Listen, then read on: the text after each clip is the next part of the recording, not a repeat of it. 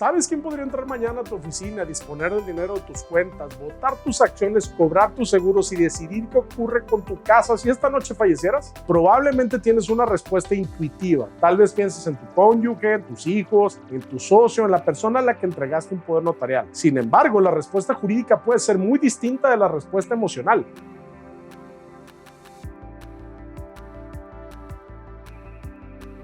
Hoy voy a explicar qué ocurre jurídicamente desde el instante hipotético de tu muerte, quién puede reclamar tus bienes cuando no existe testamento, por qué una cuenta bancaria, una póliza, una empresa y un inmueble no siguen siempre la misma ruta, qué obligaciones fiscales sobreviven, cómo se paraliza una operación empresarial y cuáles documentos debes coordinar para que tu familia reciba patrimonio y no un conflicto costoso. Quiero comenzar con una precisión importante. Esta plática no pretende llevarte a pensar en la muerte desde el temor, pretende que pienses en ella desde la responsabilidad, porque morir es inevitable, pero dejar un problema jurídico no lo es. Empecemos por una simple definición. El artículo 1281 del Código Civil para el Distrito Federal, ahora CDMX, así como sus equivalentes en los estados, definen la herencia como la sucesión de todos los bienes del difunto y de todos sus derechos y obligaciones que no se extinguen con la muerte. En otras palabras, la herencia no está compuesta únicamente por casas, terrenos, automóviles, dinero o acciones. También comprende créditos a tu favor, derechos derivados de contratos, cuentas por cobrar y desde luego las obligaciones o deudas que legalmente sobrevivieron a tu muerte. La primera idea que debes comprender es que tu patrimonio no desaparece con tu muerte, jurídicamente se transforma. Lo que durante tu vida era un conjunto de bienes, derechos, contratos y obligaciones administrados por ti, al momento de tu fallecimiento se convierten en una masa hereditaria sometida a reglas especiales. Por eso, cuando alguien afirma, mis hijos heredarán todo, la primera pregunta jurídica debería ser,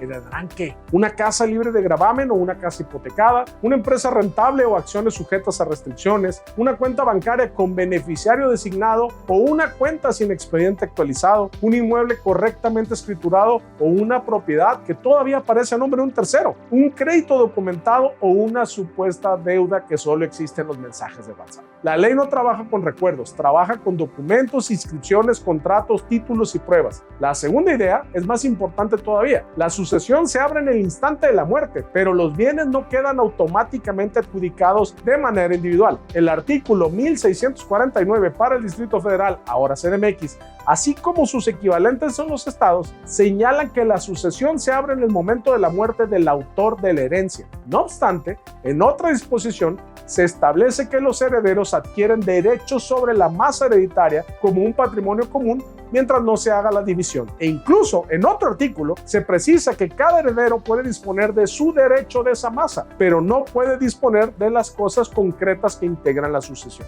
Permíteme traducirlo a un ejemplo cotidiano. Imagina que Juan fallece heredando a sus 3 hijos una casa. Antes de la adjudicación, ninguno de ellos es dueño exclusivo de una habitación, de un piso o de una tercera parte físicamente delimitada. Lo que tienen es un derecho común dentro de una masa común, es decir, sobre toda la casa. Para que alguno pueda vender la casa, hipotecarla o adjudicársela, deberá completar el procedimiento sucesorio correspondiente y respetarse el derecho de los demás interesados. Este es el primer punto en el que surgen los conflictos. Uno de los hijos vive en la casa, otro quiere venderla. El tercero afirma que el padre le prometió el inmueble. Pero María, su viuda y madre de sus hijos, sostiene que la propiedad se adquirió durante el matrimonio y se casaron en sociedad conyugal. Luego aparece una deuda que nadie conocía. La escritura original no se localiza. El predial está a nombre de alguien distinto y en medio del duelo, la familia descubre que no existe testamento. La muerte no creó todos esos problemas. La falta de planeación permitió que aparecieran juntos. Ahora pensemos en una frase que escuchamos con frecuencia: no necesito testamento porque mi esposa tiene un poder general. Esa afirmación es jurídicamente peligrosa. La legislación civil dispone que el mandato o el poder termina con la muerte del mandante o del mandatario. El poder que otorgaste durante tu vida no se convierte en una autorización ilimitada después de tu fallecimiento. Existe un artículo que permite que el mandatario continúe provisionalmente con ciertos negocios cuando detenerlos puede provocar un perjuicio, pero únicamente mientras los herederos adoptan las medidas necesarias. Esto significa que un poder no sustituye al testamento, tampoco sustituye al albacea, mucho menos sustituye a las reglas corporativas de administración de una empresa. El poder sirve para representar a una persona viva. La sucesión y su representante, el albacea, sirve para representar jurídicamente el patrimonio de una persona fallecida. La diferencia parece sencilla, pero la práctica puede detener pagos, operaciones inmobiliarias, litigios, trámites bancarios y decisiones empresariales. Llegamos entonces al testamento. El Código Civil Federal lo define como un acto personalísimo,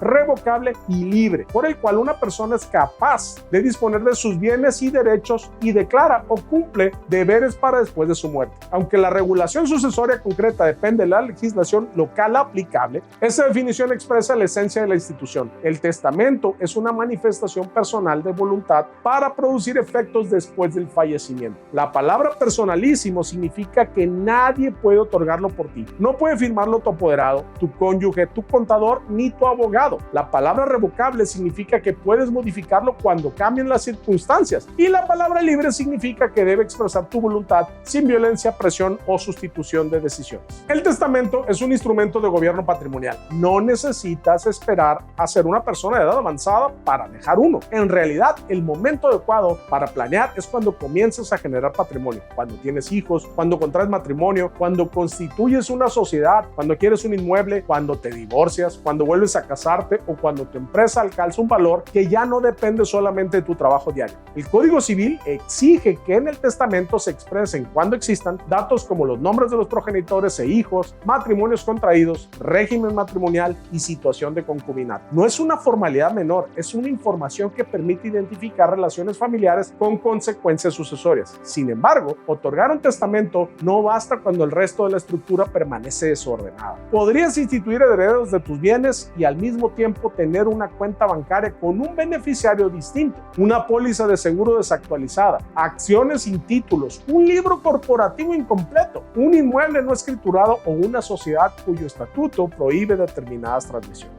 En esos casos, tu voluntad existe, pero no necesariamente puede ejecutarse con facilidad. Ahora bien, ¿qué ocurre cuando no hay testamento? El Código Civil establece que la sucesión legítima, la que conocemos como intestada, se abre cuando no existe testamento, cuando el otorgado es nulo o perdió validez, cuando no se dispuso de todos los bienes, cuando no se cumple una condición impuesta al heredero o cuando éste fallece antes que el testador, repudia la herencia o es incapaz de heredar y no se nombró sustituto. Observa algo relevante: no solo existe intestado cuando nunca acudiste ante un notario, también puede haber sucesión legítima respecto de bienes que dejaste fuera, disposiciones que no producen efectos o herederos que ya no pueden recibir. Por eso, un testamento debe revisarse periódicamente, no porque caduque automáticamente, sino porque tu vida sí cambia. Cambias de estado civil, nacen hijos o nietos, fallece un heredero antes que tú, vendes una propiedad, creas una sociedad, compras bienes en otro país, cambias la relación con quien nombraste el albacea, tu empresa vale 10 veces más que cuando firmaste el documento, o descubres que el beneficiario de tu seguro sigue siendo una persona con la que ya no tienes un vínculo.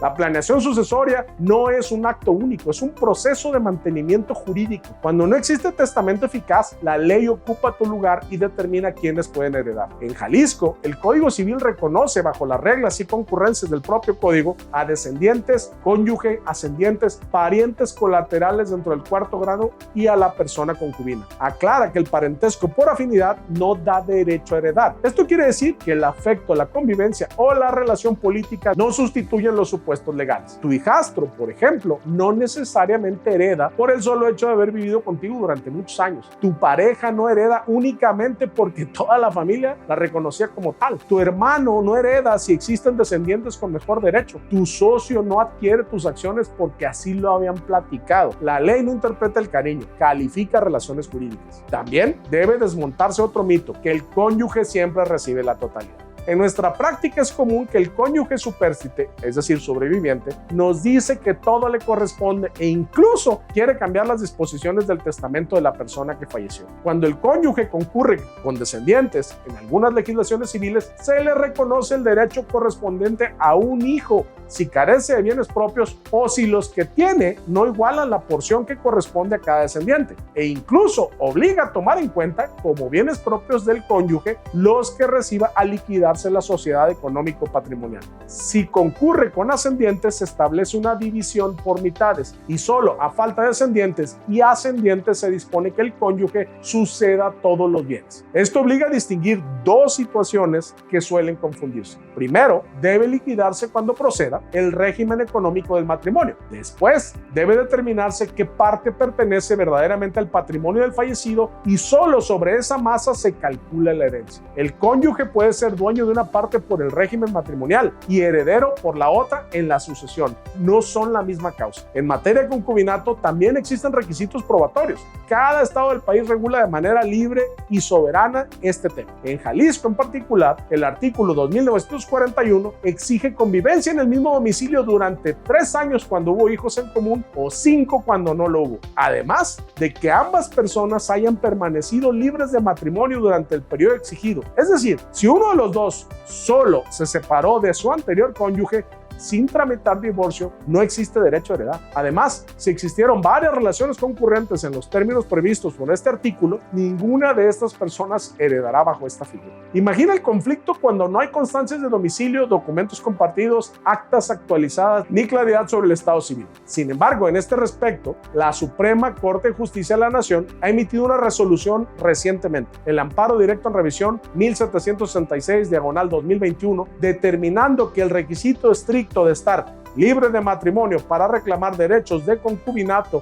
o alimentos puede llegar a ser inconstitucional por discriminatorio, pero como toda jurisprudencia debe hacerse valer en juzgado, así que lo que durante la vida parecía evidente puede resultar difícil de acreditar después de la muerte. La FORE constituye otra categoría especial. La CONSAR diferencia entre beneficiarios legales vinculados con las normas de seguridad social y beneficiarios designados para los recursos respecto de los cuales la legislación permite esta designación. La integración del expediente, las actas del estado civil, la acreditación del vínculo y la actualización de datos son determinantes. Por ello, no es jurídicamente correcto afirmar que basta con escribir en el testamento "dejo mi afore a determinada persona". Debe verificarse la naturaleza de los recursos, la legislación de seguridad social aplicable y la existencia de personas con derecho preferente. Ahora pasemos a los inmuebles. Un testamento puede determinar quién recibirá una propiedad, pero el inmueble debe estar jurídicamente identificado. Debe saber quién aparece como propietario en el registro público, si existe una hipoteca, usufructo, copropiedad, embargo, limitación de dominio, adeudo fiscal, contrato de arrendamiento o conflicto de posesión. También debes distinguir entre ser propietario y tener únicamente un contrato privado, una promesa, una cesión inscrita o derechos dentro de un fideicomiso. La planeación sucesoria de un inmueble comienza mucho antes del testamento. Empieza con la regularidad del título. Un inmueble irregular no se vuelve regular por el fallecimiento de su poseedor. Ahora llegamos al patrimonio empresarial. Aquí el error puede ser más costoso porque no solo afecta a tu familia, puede afectar a los trabajadores, clientes, proveedores, acreedores, inversionistas y socios. La muerte de un accionista no significa necesariamente que la sociedad desaparezca. La persona moral conserva en principio una existencia distinta de sus socios. Sin embargo, la transmisión de las acciones, el ejercicio de derechos corporativos y la continuidad de la administración dependen de la ley, los estatutos y los registros internos.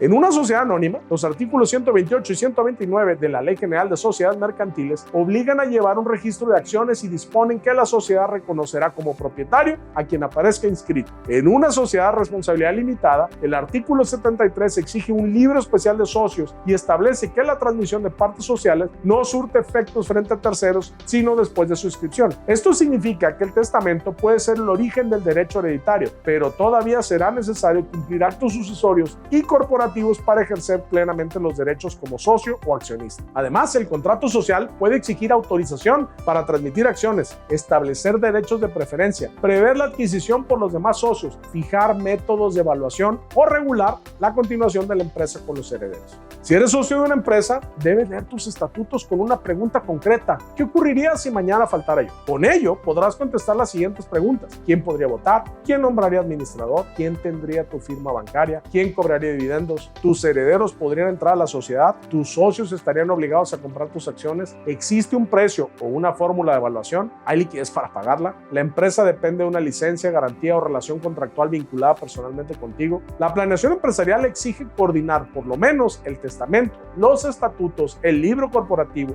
los títulos accionarios, los convenios entre socios, las facultades de administración y un mecanismo de liquidez. Un acuerdo de compraventa por fallecimiento financiado mediante seguro puede permitir que los socios sobrevivientes conserven el control y que tu familia reciba dinero en lugar de acciones de una empresa que no sabe administrar. No es una solución universal, pero sí una herramienta que debe analizarse cuando el negocio constituye la mayor parte del patrimonio. La literatura jurídica internacional dirigida a fundadores y empresarios insiste precisamente en esa coordinación. Los análisis recientes destacan que la planeación no debe limitarse al testamento, debe contemplar la continuidad operativa, liquidez para la familia, acuerdos de compraventa, métodos de evaluación, reemplazo de administradores y actualización periódica de documentos. Recuerda que en Fiat Legal somos expertos en materia sucesoria, corporativa y fiscal. Si tienes dudas, no dudes en llamarnos. Ahora consideremos la dimensión fiscal. En México, el artículo 93 de la Ley del Impuesto sobre la Renta establece que los ingresos recibidos por herencia o legado al día de hoy están exentos del ISR. Esta es una ventaja relevante, pero suele interpretarse de manera incompleta. Exento no significa secreto. Exento tampoco significa que no debas documentar el origen del patrimonio. El artículo 150 de la misma ley dispone que cuando los ingresos totales del ejercicio, incluidos los exentos y los sujetos a impuesto definitivo, excedan de 500,000 pesos, deben declararse la totalidad, incluyendo herencias y legados a los que se refiere la fracción 23 del artículo 93. Además, esto te beneficia, pues este patrimonio entra limpio de impuestos al tuyo. Ojo, adicionalmente, el reglamento contempla incluso la obligación de inscripción en el RFC para quien únicamente reciba determinados ingresos exentos por encima de este umbral. Además, el artículo 261 del mismo reglamento establece que dentro de los 90 días siguientes al discernimiento del cargo, el albacea debe presentar la declaración por los ingresos que el fallecido percibió desde el 1 de enero hasta el momento de su muerte. Algo que muchas veces no se hace y que puede generar consecuencias fiscales interesantes. Por eso, la muerte no cancela la contabilidad ni borra obligaciones fiscales pendientes. Si la persona fallecida era empresario, arrendador, profesionista o accionista, deberá revisarse qué ingresos se habían devengado, qué facturas estaban pendientes, qué declaraciones faltaban, qué saldos a favor existían, qué créditos fiscales se encontraban controvertidos y qué obligaciones corresponden a la sucesión. Así que pregúntate, ¿el albacea que nombraste sabe quién es tu contador? Recuerda, el albacea no es únicamente la persona que reparte los bienes. La legislación civil lo define como representante legal de la sucesión y responsable de su trámite. Cuando fue nombrado en testamento, también debe ejecutar la voluntad del testador. La ley permite designar uno o más albaceas, pero conviene elegir a alguien con capacidad real para administrar, documentar, rendir cuentas y enfrentar posibles conflictos. Nombrar albacea por afecto, sin valorar su capacidad, también puede ser un error. Tu hermano puede ser una persona honorable, pero quizá vive en otro país. Tu hijo puede ser un buen heredero, pero no tener preparación para administrar una empresa. Tu socio puede conocer el negocio, pero mantener intereses contrapuestos frente a tu familia. La decisión debe considerar confianza, capacidad técnica, disponibilidad, posibles conflictos y la conveniencia de designar sustitutos. También debe recordar que heredar no significa asumir ilimitadamente las deudas del fallecido con tu patrimonio personal. En las legislaciones civiles estatales y la federal se establece que el heredero responde de las cargas de la herencia hasta donde alcance la cuantía de los bienes heredados, y diversos artículos señalan que toda herencia se entiende aceptada a beneficio de inventario. El inventario, por tanto, no es una simple lista, es el instrumento que permite determinar qué existe, cuánto vale, qué se debe y cuál es el patrimonio neto que podría distribuirse. Sin inventario, la familia puede repartir activos y descubrir después pasivos.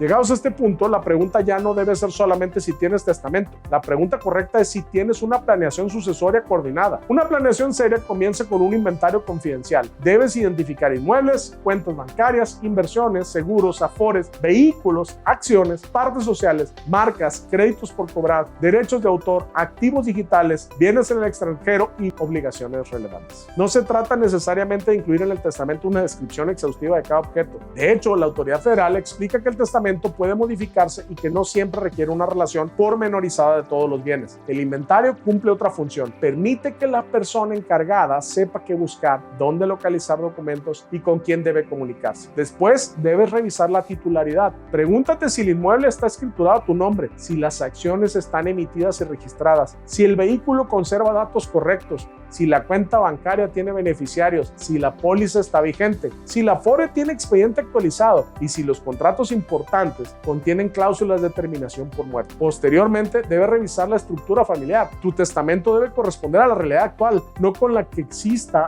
o existía al momento que lo firmaste. Debes considerar matrimonios anteriores, hijos de distintas relaciones, adopciones, concubinatos, menores de edad, personas con discapacidad, dependientes económicos y familiares que participen o no en la empresa. La igualdad matemática no siempre produce justicia familiar. Puedes tener 3 hijos y considerar razonable dejarles partes iguales, pero quizá solo uno trabaja en la empresa. Si divides las acciones por tercios sin reglas de gobierno, puedes convertir una empresa operativa en una asamblea familiar permanente. También puede ocurrir lo contrario. Decides dejar la empresa a quien la administra, pero no genera activos líquidos para equilibrar a los demás herederos. El resultado puede ser un litigio sobre evaluación, administración, dividendos o simulación de operaciones. La planeación debe equilibrar propiedad, control y beneficio económico. No siempre quien recibe el valor debe recibir el voto. No siempre quien administra debe recibir todo el patrimonio. Existen estructuras societarias, fideicomisos, usufructos, seguros y convenios que pueden diseñarse conforme a las necesidades de cada familia, siempre dentro de los términos y límites legales. También debes prever incapacidad, no únicamente muerte. Puedes estar vivo y no tener condiciones para tomar decisiones. En ese escenario no entran en juego poderes, órganos corporativos,